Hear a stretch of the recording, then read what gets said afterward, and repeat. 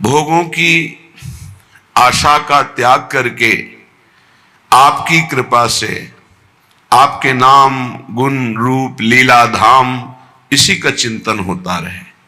बड़ा कठिन है भोगों की आशा का त्याग करना। आशा सर्वत्र से हट जाए तो एक क्षण नहीं लगेगा स्वरूप बोध होने में। जो स्वरूप बोध होने में समय लग रहा है, भगवत साक्षात्कार होने में, उसका कारण है आशा। भोगों की आशा, जीने की आशा, मान प्रतिष्ठा की आशा, लोक परलोक की आशा। अगर ये आशा नष्ट हो जाए, अभी भगवत साक्षात्कार हो जाए। लौकिक आशाओं का नाश ही अध्यात्म की ऊंचाई है।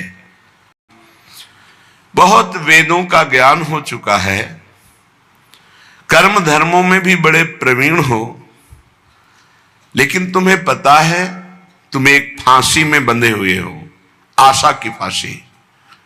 भोगों की आशा, जीने की आशा, धन की आशा, मान प्रतिष्ठा की आशा, आस की पास नहीं तोरी जानी।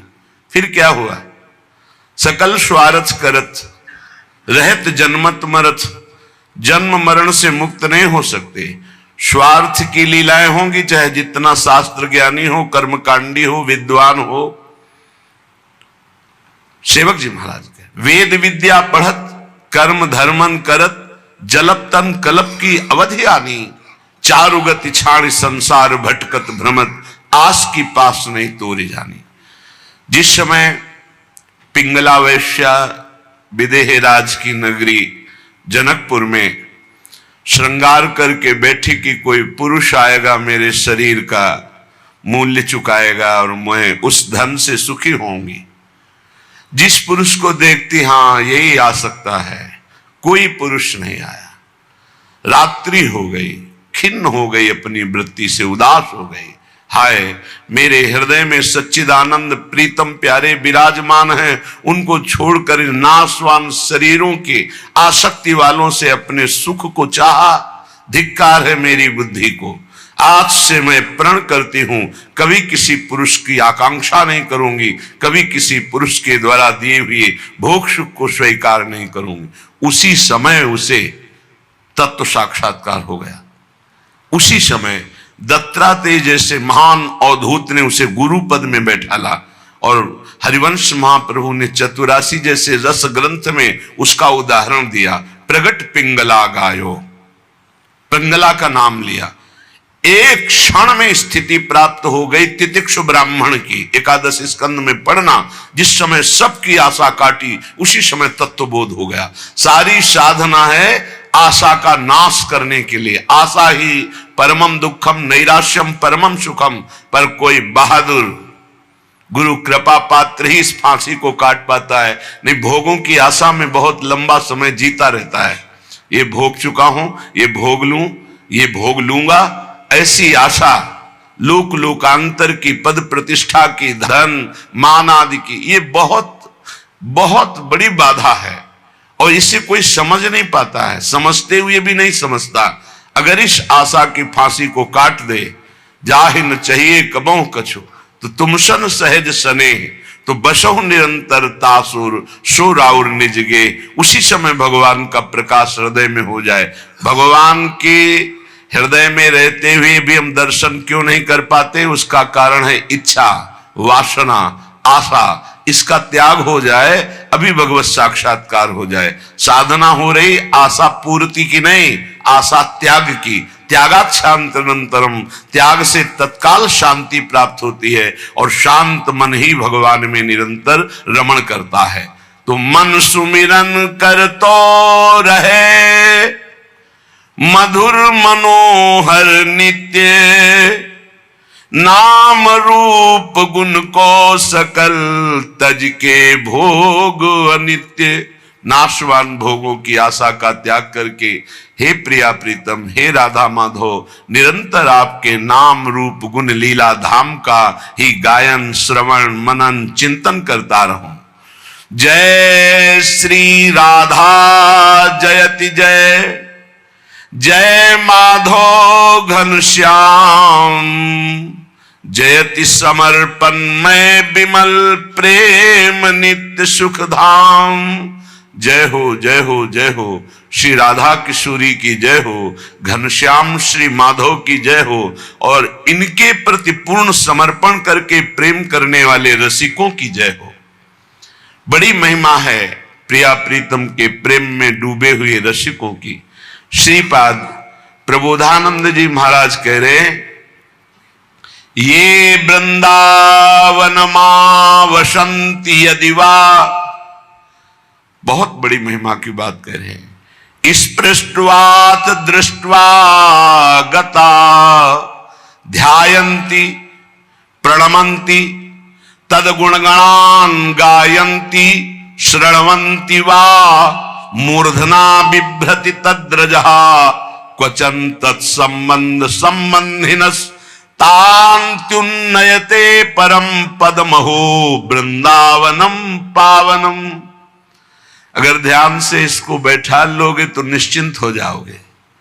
श्रीपाद कह रहे हैं, ये वृंदावन मां वसंती, जो अखंड वृंदावन वास का नियम लिए हुए हैं और जो वृंदावन रस के रसिक हैं, ये वृंदावन मां वसंती, यदि उनका कहीं स्पर्श हो जाए, यदि वह स्पृष्ट्वाथ अथवा दृष्टवा दर्शन करने को मिल जाए, गता ध्यायन्ति या एकांत में बैठकर उन रसिक महापुरुष का ध्यान करने को मिल जाए, या प्रणमंती सामने साष्टांग दंडवत करने को मिल जाए, तदगुण गणान गायंती उनकी महिमा का उनका यश गान करने का भाव बन जाए, श्रणवंती या कोई उनकी महिमा गान कर रहा हो रसिक महापुरुष की हम सुन लें, वा मूर्धना विभ्रत या उनकी सी चरण को लेकर मस्तक पर पधराने का, ऐसा न मिले तो उनकी चरण रज लेकर मस्तक पर धारण करने का। श्रीपाद कह रहे, तद्रह क्वचन तत्संबंध संबंधिन, यदि सीधे रसिक महापुरुष का संपर्क ना हो तो उनसे संपर्क करने वाले का स्पर्श हो जाए, दर्शन हो जाए, संभाषण हो जाए, या एकांत में उनका चिंतन हो जाए, तो श्रीपाद कह रहे परम पदमहो वृंदावनम पावनम, वृंदावन में विराजमान परम पवित्र रसिक महापुरुष का ध्यान, स्पर्श, संभाषण, प्रणाम, उनकी चरण रज, उनका चिंतन यदि हो रहा है तो निश्चित आपको परम पद प्राप्त हो जाएगा। देवर्षि नारद जी ने भी कहा है, मात संगस्त दुर्लभ हो, बड़ा दुर्लभ है महापुरुषों का संग, पर अगम्यो यदि निर्वाह कर ले जाओ तो अमोघस्य निश्चित भगवत प्राप्ति हो जाएगी। श्री जी संबंध का निर्वाह करती, ये हमारी प्रिय सखी का शरणागत है, बस इस बात से श्री जी महल खवासी दे, अपने श्री चरणों की सेवा, अपने महल का वास प्रदान कर देती। दर्शन, सेवक जी महाराज ने कहा है, दरस परस अघनास बास निज संग करो दिन, तीन मुख हरिजस सुनत श्रवण मानो नत्र पित छिन, कलिय भद्र बरनत सहस कलिकामादिक दोष सब। जितने दोष हैं कलयुग के कामादि दोष हैं, ये सब रसिक महापुरुषों का संग हृदय से किया जाए तो उनके दर्शन से, उनके स्पर्श से, उनके संभाषण से नाश हो जाता है। गंगा जी भी ऐसे रसिक महापुरुषों के स्पर्श की आकांक्षा करती है कि वो कभी हमारे में चरण रख दें तो हम निष्पाप हो जाएं। ऐसे रसिकों का स्पर्श, संभाषण, दर्शन, श्रीपाद कह रहे हैं, यदि दर्शन ना हो, स्पर्श ना हो, संभाषण ना हो तो उनके जो संबंधी हैं उनका दर्शन, संभाषण, स्पर्श हो जाए तो निश्चित परम पद की प्राप्ति होती है।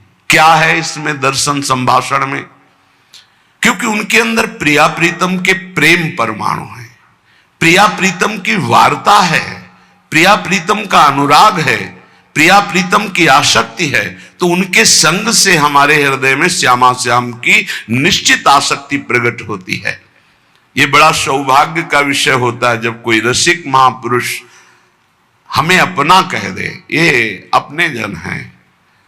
या एकांत में जब वो श्री जी के चिंतन में हो, उनके ध्यान में कभी हम आ जाएं, इस भाव से कि अपना दास है, ये अपना सेवक है, ये अपना निज जन है, ये श्री जी का जन है, निश्चित आशीष जो प्राप्त होता है, जो जीवन का परिवर्तन करता है, ये हम गूढ़ बात कहते हैं। वो मांगने से नहीं मिलता है, वो हाथ रखवाने से नहीं मिलता है, वो मिलता है जब वो भजन में बैठे होते हैं और अचानक आपकी किसी सेवा, दैन्यता, कोई ऐसा आचरण जो उनके हृदय पर प्रभाव डाल चुका है, उस समय आपकी याद आ गई और उस याद में जो आपके पास गया, श्री जी के चिंतन से डूबा हुआ वो भाव, वो आपका परम मंगल, परम कल्याण कर देता है। इसीलिए हरिवंश महाप्रभु ने सीधे श्यामा श्याम की प्रीत की बात न कह के कहा, श्याम श्यामा पद कमल संगी सिर नायो। जो श्यामा श्याम के चरणों के अनुरागी हैं, उनके चरणों में सिर नवाए। कह रहे निश्चित परम पद प्राप्त हो जाता है। प्रभु अपने जन से ज्यादा अपने जन के प्रति प्रेम रखने वाले को दुलार करते हैं। सेवक जी महाराज कह रहे, जो हरिवंश उपासक सेवय सदा सेवू ताके चरण विचारी, और जो हरिवंश को धर्म सिखावे सोई तो मेरे प्रभु ते प्रभु भारी। वो मेरे प्रभु से भी बढ़कर प्रभु है, जो मुझे प्रभु की बात सुनाए। जिनके जाने जानिए युगल चंद सुकुमार, जिनके परिचय कराने से प्रिया प्रीतम से हमारा परिचय हुआ, हम ये जान पाए कि हमारे प्राणाधार जीवनधर राधा माधव श्यामा श्याम, उनको उनसे भी अधिक भाव करके मानना, ये निश्चित परम पद की प्राप्ति का हेतु है। श्रीपाद कह रहे, श्रीमद वृंदावन भुवि महानंद साम्राज्य कंदे, बंदेयम कंचन विरचिता मृत्युवास प्रतिज्ञम, श्री गांधर्वा रसिक तिलकौ स्वेश योग्यम यमेकम, ज्ञात्वा न्योन्यम विमशत इदम कीदृशोन्वेष भाव्य। ये श्री वृंदावन धाम महाप्रेम का साम्राज्य स्थल है। यहां पर जो ये प्रतिज्ञा कर लेता है, वंदे यम कंचन विरचिता मृत्युवास प्रतिज्ञम, ये स्वर्णिम भूमि जो वृंदावन है, इसमें जो नियम ले लेता है कि मैं मरने तक यहां से बाहर नहीं जाऊंगा, इसके बाद कोई शरीर को क्या करे हमें कोई परवाह नहीं, पर मैं वृंदावन से बाहर नहीं जाऊंगा, इसकी बहुत बड़ी महिमा है। ये बहुत बड़ी लाभ की वृत्ति, अनंत जन्मों की किए हुए अपराध सब क्षमा हो जाएंगे और निश्चित भगवत प्राप्ति हो जाएगी। पहला उपाय बताया, वृंदावन रसिकों का स्पर्श, संभाषण, दर्शन, ध्यान, प्रणाम, चरण रज निश्चित परम पद प्रदान कर देती है। दूसरा उपाय बताया, श्रीधाम वृंदावन का आमरण व्रत ले लेना। श्रीधाम वृंदावन के बाहर कभी भी हम नहीं जाएंगे। कल हमसे किसी ने प्रश्न किया था कि हम कितनी सीमा माने वृंदावन की अखंडवास के लिए, तो 3 वृंदावन का वर्णन हुआ है, गोष्ठ वृंदावन, गोपी वृंदावन, नवनिभृत निकुंज वृंदावन। हम तीनों का एक साथ लेते हैं। हम ब्रज 84 कोष के अंतर्गत का वास स्वीकार करते हैं कि अगर हमें कहीं जाना है तो बस ये ब्रज 84 कोष के अंतर्गत, इसके बाहर नहीं। हम बरसाना दर्शन, नंदगांव दर्शन, गिरिराज जी दर्शन और मथुरा की भी परिक्रमा होती है। कार्तिक मास में परिक्रमा होती है। श्रीधाम वृंदावन और मथुरा ये सब परम पूज्य है। अगर मथुरा भी जाना पड़े तो ये हमारे ब्रज से कोई दूर नहीं है। परिक्रमा ब्रज 84 कोष के अंतर्गत मथुरा भी आता है। मथुरा से ही कहीं कहीं प्रारंभ होती है। जब परिक्रमा दी थी तो मथुरा से ही होकर आए हुए थे, तो मथुरा भी परिक्रमा के अंतर्गत ही आता है। तो हम जब अखंड वास लेते हैं तो 84 कोष का लेते हैं। इस 84 कोष ब्रजभूमि में हम आ जा सकते हैं। ऐसा इसमें यह भी सुविधा रहती है कि हमें कभी लाडली जी के दर्शन करना हुआ, कभी लालजू के, कभी गिरिराज जी के, तो हम उसमें बंधे नहीं, हम दर्शन कर सकते हैं जाकर। और ब्रज 84 कोष भूमि ये श्री कृष्णमय है। आमरण व्रत ले लेना है, पर ये ध्यान रखना, ये व्रत लेने के बाद फिर बाहर मत जाना। कभी कोई ऐसी गुरुजनों की आज्ञा, जैसे हमारे बहुत से साधक आमरण अनशन व्रत लिए वृंदावन का, पर महारानी जी की पोशाक लाने के लिए दिल्ली भी जाते हैं। सुबह जाते हैं, शाम तक सेवा की सामग्री लेके लौट आते हैं। और ये आज से नहीं, ये पुरानी परंपरा चली आ रही। आनंदी माता जो राधा वल्लभ जी के पीछे मंदिर है, लाडली जी की साड़ी के लिए कलकत्ता गई थी और वहां से लाई थी।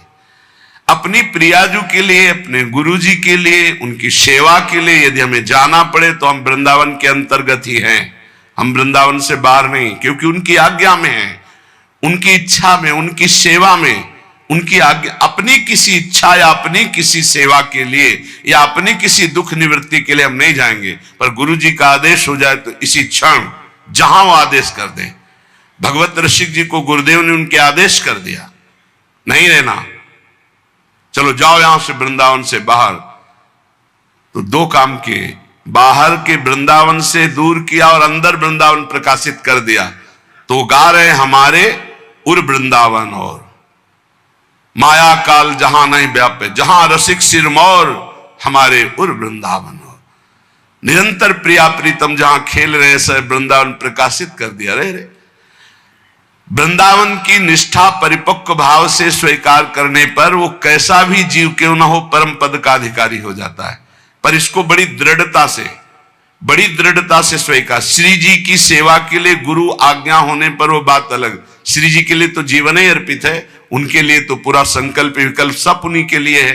हम अपना कोई संकल्प नहीं, हमारा शरीर सुख के लिए बाहर जाना नहीं होगा, हमारे रोग हो जाए हम अमुक स्थान जाए ऐसा नहीं होगा। लेकिन यदि श्री जी की सेवा के लिए कि अमुक जगह इत्र मिलेगा, अमुक जगह चंदन मिलेगा, अमुक जगह पोशाक मिलेगी, तो हम जाएंगे।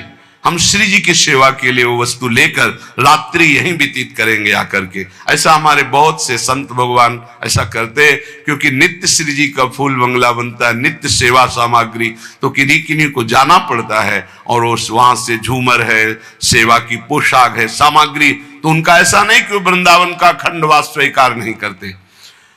जब कोई साधक यहां से आज्ञा में जाता है तो वो हमारे हृदय में रहता है, जब तक वापस नहीं आता तब तक अखंड चिंतन उसका बना रहता है। कहीं भी बाल बांका न होने पाए, कहीं भी उसका अध्यात्म चिंतन न बिगड़ने पाए, क्योंकि माया नगरी में जा रहा है। हमारी स्वामिनी जी की उस पर दृष्टि रहती है। श्री गांधर्वा रसिक तिलको स्वेशु योग्यम यमेकम।